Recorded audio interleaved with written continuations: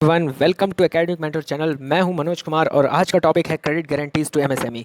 दोस्तों, ये टॉपिक अभी बहुत ही करंट में है और बहुत ही ज़्यादा चर्चित है, क्योंकि अभी जैसा कि आपको पता है पैंडेमिक की वजह से लॉकडाउन हुए थे और हमारे मीडियम स्मॉल और माइक्रो स्मॉल मीडियम एंटरप्राइजेस को काफ़ी लॉस हुआ है। तो देखिए, कोई भी फैक्ट्री है तो उसके बारे में यहाँ पे दिया गया है, क्योंकि अगर उनको लॉस हुआ है, उनके पास कैपिटल की कमी है, जिसको प्रोवाइड कराने के लिए गवर्नमेंट ने एक स्टेप लिया है, वो है credit guarantee to credit guarantees. अब इसमें आता क्या है, देखिए, जैसे कि ये अनाउंसमेंट कब हुई थी, ये 13 मई 2020 को हमारे फाइनेंस मिनिस्टर निर्मला सीतारमन जी ने किया था, जो कि जिन्होंने जिसके किसके अंतर्गत किया था, आत्मनिर्भर भारत अभियान के अंतर्गत किया था। ये सेकेंड ट्रेंच ऑफ पैकेज था और इसमें वो सारे एक्शन इंक्लूड हैं जो रिजर्व बैंक ने पहले ही ले लिए थे। कोविड-19 का जो फर्स्ट रिलीफ पैकेज दिया था उसमें, तो वो सब क्या है, इंक्लूडेड है इसमें, इस वाले पैकेज में, जो कि 3 लाख करोड़ का है। अब दोस्तों, अब देखिए क्रेडिट गैप कितना है वो मैं आपको समझाता हूँ। जितने भी हमारे financial sector, formal financial sector हैं दोस्तों, फॉर्मल फाइनेंशियल सेक्टर जो कि ये दिए हुए हैं हमारे पास, एस सी बीज और N B F C, non banking financial sectors, companies भी कह दीजिए, अदर बैंक। तो इन्होंने, ये हमारे फॉर्मल सेक्टर, इन्होंने जो इन्फ्यूज़ किया है, जो क्रेडिट दिया है, वो लगभग 10.9 ट्रिलियन रुपीज़ का दिया है। और दोस्तों, रिक्वायरमेंट थी 36.7 ट्रिलियन रुपीज़ की, जो कि क्रेडिट गैप कितना देता है, 25.8 ट्रिलियन रुपीज़ का। ये काफ़ी बड़ा गैप है और इससे क्या है, कंपनी अपने आप को खड़ा नहीं कर पाएगी और अपना कहते हैं जो भी उसका रनिंग कॉस्ट है, उसका पेमेंट नहीं कर पाएगी। तो इसमें हेल्प के लिए गवर्नमेंट ने क्या क्रेडिट गारंटी स्कीम लगाई है। अब दोस्तों देखिए, जो कि 20 लाख करोड़ का, आपको पता है कि प्रधानमंत्री जी ने अनाउंस किया 20 लाख करोड़ रुपीज़ इन्फ्यूज़ करेंगे, बट ये डायरेक्टली किसी को नहीं मिलेगा। डायरेक्टली कैसे मिलता है, पीडीएस, पब्लिक डिस्ट्रीब्यूशन सिस्टम के थ्रू सबके अकाउंट में पैसे आ जाते हैं, वो डायरेक्टली इन्फ्यूज़न होता है। बट वैसे ना करके इन्होंने क्या किया है, इन्होंने एमएसएमई को दिया है बेल आउट पैकेजेस के तौर पर। बेल आउट पैकेजेस क्या होता है, बेल आउट पैकेजेस वो होता है, कोई, देखिए, बेल आउट पैकेज पहले समझ लीजिए। कोई भी बिजनेस या इंडिविजुअल या गवर्नमेंट, कोई भी बिजनेस, इंडिविजुअल या गवर्नमेंट, अगर किसी बिजनेस को जो कि डूब रही हो, उसको अगर वो पैसा देता है, मनी एज ए रिसोर्स, तो जिसको हम कैपिटल इंजेक्शन भी कहते हैं, उसको हम क्या कहेंगे, बेल आउट कहेंगे। अब इसमें क्या होता है, ये एक्शन हेल्प करता है कौन से कॉन्सिक्वेंसेज, बिजनेस, अगर कोई बिजनेस डूब रहा हो किसकी वजह से, जिसमें बैंकरप्सी की वजह से या फाइनेंशियल ऑब्लिगेशन की वजह से, तो क्या है, तो गवर्नमेंट या कोई बिजनेस को इसमें क्या कैपिटल इंजेक्शन करती है ताकि इस बिजनेस को बचा सके, तो इसको हम बेल आउट कहते हैं। ये बेल आउट किस किस फॉर्म में हो सकता है, ये बेल आउट आपका लोन के फॉर्म में हो सकता है, परचेजिंग ऑफ बॉन्ड के फॉर्म में हो सकता है, स्टॉक्स के फॉर्म में हो सकता है, कैश इन्फ्यूजन के फॉर्म में हो सकता है, या recused party of reimburse the support, recuse party भी क्या करती है, इसको रिम्बर्स कर सकती है। तो इस सब तरीके से हम क्या कर सकते हैं कि बेल आउट कर सकते हैं। तो बेल आउट का मेरे ख्याल से आप सबको समझ में आ गया होगा। अब आगे देखते हैं। अब क्या है कि गवर्नमेंट क्या करेगी, रिस्टोर करेगी, गवर्नमेंट रिस्टोर करेगी। जैसा कि आप सबको पता है कि लॉकडाउन की वजह से एमएसएमईज बंद हो गई थी, बहुत लंबा, बहुत ज़्यादा नुकसान हुआ है और इनके जो एम्प्लॉयज़ उनको भी सैलरीज देनी होती है। तो जब प्रॉफिट ही नहीं होगा, जब प्रोडक्शन ही नहीं होगा, तो सैलरीज कहाँ से आएगी। तो इस, ताकि ये चोक ना हो जाए, इसलिए गवर्नमेंट ने क्या किया, ये 3 लाख करोड़ का पैकेज जो है एमएसएमई को इंजेक्ट कर दिया। अब इसके बारे में क्या है, आगे देखते हैं। अब देखिए, क्रेडिट एक्सपोजर के प्रीवियस डाटा दिया हुआ है 2017 में जो माइक्रो इंटरप्राइजेस थे, 3.1 करोड़ की रिक्वायरमेंट का इन्फ्यूजन किया गया था, क्रेडिट एक्सपोजर किया गया था। 7.8 स्मॉल मीडियम इंटरप्राइजेस में किया गया था और रिस्पेक्टिवली 4 और 9.6 किया गया। और 2019 में 4.8 माइक्रो और एसएमई में 11.1 का, जो कि क्या है, देख रहे हैं आप, ये अगर देखा जाए तो ये ग्राफ जो है ये कॉन्टिन्यूसली इंक्रीज कर रहा है इधर भी, तो ये आपको मेरे ख्याल से दिखाई दे रहा है। अब देखिए, क्रेडिट गारंटीज होती क्या है। अब क्रेडिट गारंटी, देखिए, जो एमएसएमई को लोन मिलता है, एमएसएमई को, हमारे एमएसएमई को जो लोन मिलता है, वो किस फॉर्म में मिलता है, वो उनके प्रॉपर्टी के अगेंस्ट, जिसको हम कोलेटरल लोन भी कहते हैं। उनका प्रॉपर्टी देखा जाता है, उनका प्रोडक्शन देखा जाता है, उस कैपिटल के आधार पर लोन दिया जाता है, काफ़ी सर्वे करने के बाद ही लोन मिलता है, जिसको हम कहते हैं। और ये रोबस्ट कैश फ्लो नहीं होता, रोबस्ट कैश फ्लो नहीं होता है और कैश फ्लो एनालिसिस अवेलेबल नहीं होता है। अब क्या करते हैं, अब ये देखिए, किस पे, प्रॉपर्टी के अगेंस्ट मिलना चाहिए था। अब लेकिन जब क्राइसिस आती है तो बहुत सारी चीज़ों के रेट गिर जाते हैं। अब रेट गिर जाएंगे तो उनकी क्या है, लोन लेने की कैपेसिटी भी गिर जाएगी, बट उनकी रिक्वायरमेंट ज़्यादा है। अगर ये पेंडेमिक सिचुएशन नहीं होती तो वो प्रॉफिट बनाते, बट पेंडेमिक की वजह से, जो लॉकडाउन की वजह से वो सेक्टर क्या हिट हो गया और उसका क्या है, प्रोडक्शन लाइन बंद हो गई और वो क्या होगा, लॉस में चला गया। तो इस केस में तो वो लोन ले नहीं पाएगा। तो वहाँ पे कौन हेल्प करेगा, जो ये क्रेडिट गारंटीज़ है, क्रेडिट गारंटी जो गवर्नमेंट दे रही है, ये बहुत इंपॉर्टेंट रोल प्ले करेगा वहाँ पर। अब ये क्या होता है, गवर्नमेंट हेल्प करती है इसमें, इसमें क्या है, ये देखिए गवर्नमेंट पैसा नहीं देगी, गवर्नमेंट सिर्फ क्या दे रही है, गारंटी दे रही है कि पैसा हमें बैंक की तरफ से ही मिलेगा। कोई भी एमएसएमई को पैसा कौन देगी, बैंक देगी। लेकिन वो बैंक को एश्योरेंस यानी उसको गारंटी कौन दे रहा है, गवर्नमेंट दे रही है हमारी। तो गवर्नमेंट दे रही है कि इन केस अगर जिस कंपनी को उसने पैसे दिए हैं वो कंपनी प्रॉफिट नहीं बना पाई और वो कंपनी डूब गई, तो इस लोन का रीपेमेंट कौन करेगा, गवर्नमेंट करेगा। ये चीज़ है इसमें। तो गवर्नमेंट, अगर गवर्नमेंट कहती है कि 100% क्रेडिट गारंटी देती है, तो इसका मतलब किसी एमएसएमई ने 1 करोड़ रुपए लिए हैं और वो डूब जाती है, तो जो बैंक को पैसा गवर्नमेंट कितना देगी, 1 करोड़ देगी। लेकिन अगर 20% बोला है तो उसी से 20 लाख देगी। तो ये चीज़ें हैं इसके।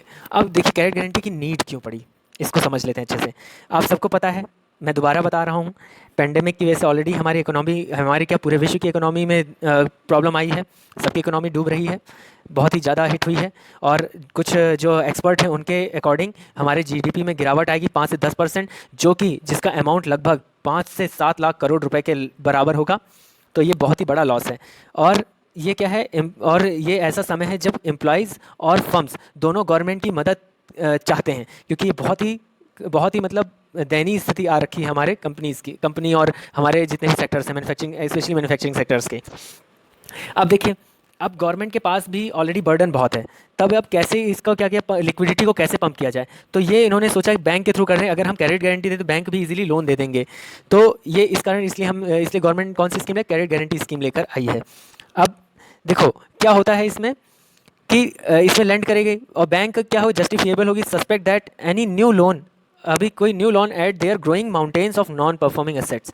अब क्या है, बैंक को भी चिंता नहीं होगी कि इसकी वजह से उसका एनपीए बढ़ेगा, ये होगा, क्योंकि जब इस लोन की गारंटी ही गवर्नमेंट दे रही है, तो अगर ये नॉन परफॉर्मिंग एसेट बन जाता है तब भी बैंक को ये पेमेंट इजीली गवर्नमेंट से मिल सकती है। अब क्या है, गवर्नमेंट क्या कर रही है, गवर्नमेंट के पास भी ऑलरेडी क्रेडिट स्टाफ्ड सेक्शन आ रखा है, सेक्शंस हैं, क्योंकि आप सबको पता है कि गवर्नमेंट को तो पूरे देश को संभालना है, ऑलरेडी बर्डन बहुत है हमारे फंड्स पे, जो भी पैसा गवर्नमेंट के पास है। तो और इतना पैसा भी नहीं कि इसको डायरेक्टली क्या कर दिया, इकोनॉमी में इन्फ्यूज़ कर सके सारा पैसा, क्योंकि गवर्नमेंट को भी बहुत इमरजेंसी में भी काम के लिए फ़ंड चाहिए होता है, देश की सिक्योरिटी के लिए और देश को रन करने के लिए, इंपॉर्टेंट चीज़ों के लिए चाहिए होता है। इसलिए पैसा अगर पूरा गवर्नमेंट यहाँ निवेश कर देगी तो गवर्नमेंट का पैसा नहीं बचेगा, तो बहुत ही क्राइसिस वाला सिचुएशन जनरेट हो जाएगा। अब इसका सोल्यूशन तो सिर्फ क्रेडिट गारंटी ही था, इसलिए क्रेडिट गारंटी की ही बात की गई है। अब ये क्या है, और ये अब देखिए चार्ट देखिए, cumulative guarantees approve to MSME in ₹crore. जैसा कि आपको क्यूमुलेटिव जो गारंटी दी गई है वो किस हिसाब से ईयर वाइज ये डेटा दिया हुआ है। 2010 में कितना था, 11,560 रुपीज़ करोड़ का दिया गया था, और वैसे ही वो बढ़ते बढ़ते अभी जो 2019 में रिसेंटली कितना था, 1,75,961 करोड़ रुपीज़ का गारंटी दिया गया है। अब तो अब क्रेडिट गारंटी, अब ये quantum of credit guarantee provides to MSME, ये है क्या, अब इसके बारे में आपको बताता हूँ। अब देखिए, ये क्रेडिट गारंटी देगा किसको, 3 लाख करोड़ रुपए की क्रेडिट गारंटी गवर्नमेंट ने इश्यू कर दी कि 3 लाख करोड़ का ही वो देंगे। और इसमें क्या है, इमरजेंसी क्रेडिट है, इमरजेंसी क्रेडिट लाइन है, किसके लिए, एमएसएमईज़ के लिए, जिनका आउटस्टैंडिंग लोन कितना है, 25 करोड़ रुपए तक है, या फिर उनका टर्नओवर 100 करोड़ से कम है, उनको ही इसका बेनिफिट मिलेगा। और इसका जो टेन्योर होगा वो 4 साल का होगा, मतलब जो भी वो ये लोन लेंगे उनको 4 ईयर में लौटाना ही लौटाना है, जिसमें उनको 12 मंथ का मोराटोरियम ड्यूरेशन मिलेगा, यानी कि जो भी पेबैक स्टार्ट होगा वो 12 महीने बाद शुरू होगा। तो 4 साल का है और 12 महीने का मिला है, यानी कि अगर वो लोन लेते हैं तो सबसे पहले उनको रेवेन्यू जनरेट करने का लगभग 1 साल मिलेगा, वो आराम से उस पैसे को इन्फ्यूज़ करके और प्रॉफिट जनरेट करके अपना लॉस भर लेंगे। उसके बाद फिर उनको क्या है, बैंक को पैसे लौटाना शुरू करना है। तो इसके लिए एक साल का टेन्योर, 1 साल का उनको बेनिफिट दिया जा रहा है। और ये लोन कब तक लेना है, 31 अक्टूबर 2020 से पहले लेना है, उसके बाद अगर लेंगे तो ये बेनिफिट नहीं मिलेगा। और जो हेतल गांधी हैं, डायरेक्टर ऑफ क्रिसिल, उन्होंने कहा है कि जो एमएसएमई हैं, loan up to 25 crore, any bank और एनी एनबीएफसीज, अब वो क्या कर से रिजल्ट ऑफ कोविड-19 क्राइसिस, अब वो एलिजिबल हो गई हैं फर्दर लोन लेने के लिए, और उनको कोई भी कोलेट्रल की ज़रूरत नहीं है। कोलेट्रल जैसे कि समझा चुका हूँ, जो लोन मिलता है अगेंस्ट द प्रॉपर्टी और कैपिटल या रेवेन्यू जनरेट करता है कोई भी बिजनेस, उस पर जो लोन मिलता है उसे हम कहते हैं कोलेट्रल। तो ये सारी चीज़ें हैं जो इसका बेनिफिट है, किसका है, ये क्रेडिट गारंटी का बेनिफिट है। अब क्रिसिल है क्या, क्रिसिल एक क्या है, credit rating and information service of India limited है। ये बेसिकली इनकॉर्पोरेटेड है किससे, आईसीआईसीआई और unit trust of India limited, UTI, इन दोनों द्वारा ये इनकॉर्पोरेट प्रमोट की जाती है। अब ये इसका एक डाटा है कि जो एस्टिमेटेड एम्प्लॉयमेंट इन एमएसएमई है सेक्टर है, वो लाखों में दिया हुआ है कि मैन्युफैक्चरिंग में देखिए जो रूरल के लोग हैं कितने हैं, 186.56 लाख लोग मैन्युफैक्चरिंग में हैं, रूरल गांव के लोग, और अर्बन में 173.86, इतने लोग इन्वॉल्व हैं मैन्युफैक्चरिंग में। मतलब टोटल 360.41 लाख जो है मैन्युफैक्चरिंग सेक्टर में काम कर रहे थे, जो कि 32% है टोटल एम्प्लॉयमेंट का। ट्रेड में 387 है जो कि 35% है, और अदर सर्विस 33%। ये टोटल मिला के हमारा 100% जो भी एम्प्लॉयमेंट है वो इधर इन्वॉल्व है। इलेक्ट्रिसिटी में रूरल में 0.06 जो कि नेग्लिजिबल है अकॉर्डिंग टू इट, तो इसलिए इसको नहीं देखा गया। अब देखिए, अब सिर्फ 3 लाख करोड़ ही क्यों? दूसरा अमाउंट भी तो हो सकता है इससे ज़्यादा, इससे कम क्यों नहीं, 3 ही लाख क्यों? इसको अब समझिए। आप सबको पता है जो टोटल आउटस्टैंडिंग लोन है एमएसएमई का वो 16 से 18 लाख करोड़ के आसपास है। तो गवर्नमेंट ने जो इन्फ्यूज़ किया है वो 20% किया है, और जो 20% इन्फ्यूज़ किया है वो लगभग 3 लाख करोड़ के आसपास है, इसलिए 3 लाख करोड़ का ही पैकेज दिया गया है। अब क्या है, अब ये जो गवर्नमेंट होप कर रही है कि जो क्रेडिट गारंटी है ये एमएसएमई को मदद करेगी और लोन लेने में और रिकवर करने में, और एमएसएमई क्या होगी, और इसको एमएसएमई क्या होगी फर्दर पे बैक करने के लिए क्या हो जाए, क्राइसिस खत्म हो जाएगा और वो अपने आप को जब स्टेबल कर लेंगी और इसको इस लोन को वो पे बैक भी इजीली कर पाएंगी, ये गवर्नमेंट और सर्वाइव भी कर पाएंगे इस पेंडेमिक सिचुएशन में, ये गवर्नमेंट का मानना है। अब इसके अलावा क्या मेजर्स ले सकते थे वो उसके बारे में डिस्कस कर लेते हैं। देखिए, एक सबऑर्डिनेट डेब्ट स्कीम है जो कि 20,000 करोड़ की है।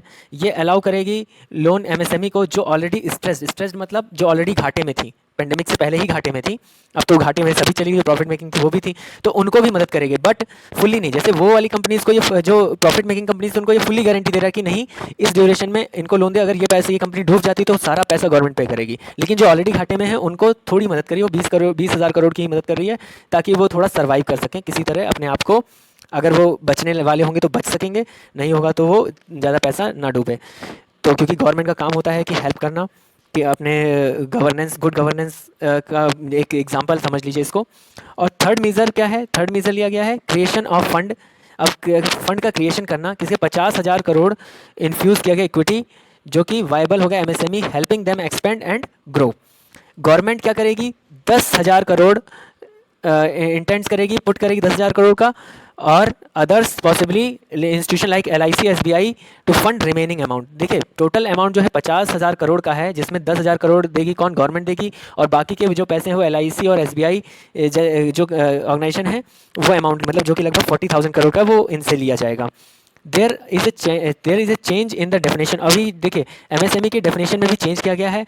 अब क्या है, एमएसएमई में कुछ सर्विस सेक्टर भी जोड़े गए हैं।